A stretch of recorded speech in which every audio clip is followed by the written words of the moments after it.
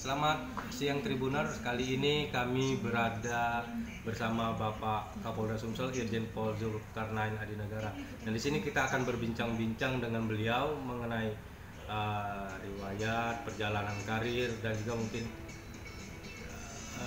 perintah-perintah yang dikeluarkan beliau yang dapat membuat kita di sini warga Sumsel menjadi aman. Mungkin kita langsung saja berbincang dengan beliau. Assalamualaikum warahmatullahi wabarakatuh para Tribuner. Ya, sebenarnya kan saya sendiri tidak ada cita-cita untuk jadi polisi, jujur saja ya. Ketika saya tamat SMA itu saya masuk kedokteran. Saya kebetulan SMA saya kan SMA Serius Bangau yang pagi gitu. Nah, kemudian saya masuk sistem penerimaan mahasiswa baru itu, ikut tes, kemudian masuk di kedokteran Unsri. Sebenarnya ya waktu itu juga banyak pilihan, tapi ya saya dimasukkan di kedokteran Unsri, kira-kira begitu. Nah, tapi waktu itu kebetulan karena saya orang kampung, orang desa dari Oku Timur, saya dari Belitang, Desa Tanah Merah. Saya tidak ada biaya, jujur saja. Memang bahkan waktu itu ijazah saya pun nggak saya ambil. Nah, karena itu saya sebenarnya tidak begitu semangat banget. Nah, tapi tiba-tiba ada kawan saya yang ngajak, Jul masuk Akabri. Nah, jujur saja saya tidak ngerti Akabri itu apa. Abri kira-kira begitulah, nggak ngerti Akabri. Nah, kemudian ikut tes di Ajendam di Jalan Merdeka itu ya, Ajendam dulu tahun 81 tentu saja. Nah, terus ikutin aja, apa aja saya ikuti. Nah, kawan saya ini nggak lulus malah. Nah, kok saya ini disuruh berangkat ke Magelang, kira-kira begitu. Ya, mungkin waktu itu 51 orang ya yang berangkat, kemudian satu mengundurkan diri seingat saya. Jadi kami 50 orang berangkat ke Magelang. Belum masih Akabri, tes di sana, ikuti terus.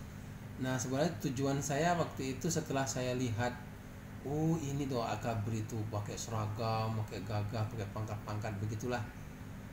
Ketika sholat Jumat bersama, misalnya sholat maghrib atau sholat-sholat yang berjamaah di masjid di Magelang sana, di Akabri.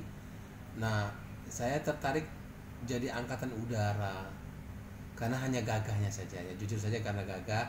Kan saya nggak mengerti banget apa, karena tamat SMA. Nah, tapi dalam perjalanan saya lulus. Kemudian dipanggil oleh yang mungkin seleksi,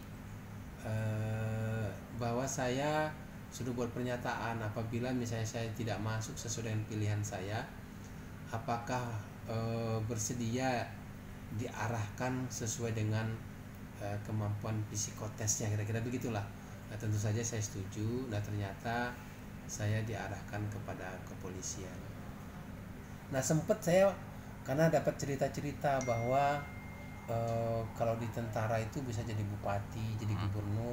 Nah, saya pengen jadi tentara, pengen jadi angkatan darat lah, kira-kira gitu. Ini jujur pengakuan saya. Nah, dan saya fisik saya bagus, saya kuat lah ya, saya bukannya, tapi memang saya sadari waktu itu saya. Nah, tetapi ternyata tidak bisa, saya harus masuk kepolisian. Nah, makanya saya dikirim ke Semarang waktu itu. Nah, itulah perjalanan saya kenapa saya masuk polisi. Dan ternyata ya memang mungkin jiwa saya, psikotes saya memang itu tidak kita bisa bohongi. Jiwa saya lebih humanis, mungkin ya, saya lebih tidak bisa saya mungkin bersikap terlalu otoriter, tapi saya lebih demokratis yang saya rasakan. Di dalam kepemimpinan saya pun saya senantiasa memilih kepada yang win-win solution begitu, memilih kepada soft solution daripada hard begitu. Nah, si Sofyan, almarhum Sofyan, 4 pelakunya baru 3. Satu yang bernama Akbar akan saya sikat, artinya biar dia tidak menyerahkan diri, tapi sampai kapanpun akan saya kejar karena dia kejam. Nah, tapi Pak Polisi harus tetap 3 filosofi hidup kami itu polisi. Love humanity, kami mencintai kemanusiaan. Jadi tidak bisa tidak, polisi itu harus sangat menjunjung hak asasinya orang, harus sangat menghargai hak hidupnya orang, love humanity.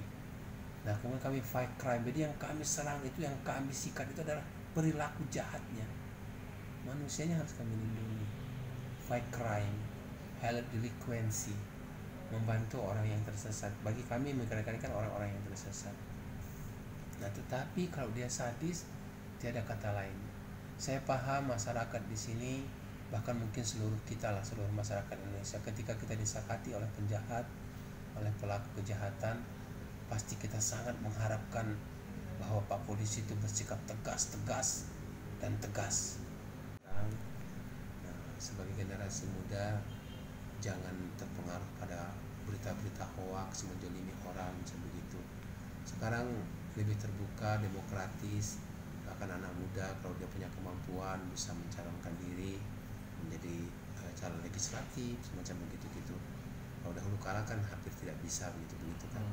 Kemudian bisa menjadi bupati, menjadi gubernur.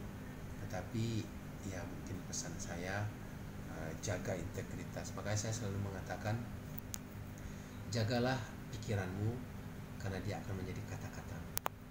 Jagalah kata-katamu karena dia akan menjadi perbuatanmu. Jagalah perbuatanmu karena dia akan menjadi kebiasaanmu.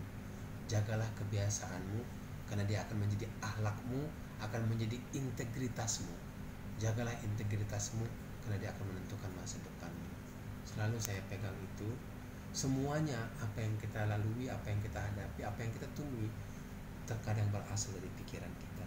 Kalau pikiran kita baik, kemudian menjadi kata-kata kita baik, menjadi perbuatan kita baik, menjadi akhlak kita baik, menjadi fiil kita baik, menjadi integritas kita baik, masa depan kita menjadi baik. Alami oleh setiap orang. Tapi kalau pikiran kita jelek-jelekin orang, jahat, menipu orang, bohongin orang, culas, itu juga akan mungkin sesaat sukses, tetapi dia akan sengsara dalam batinnya, dalam jiwanya. Jangan lupa subscribe, share, komen, dan like ya.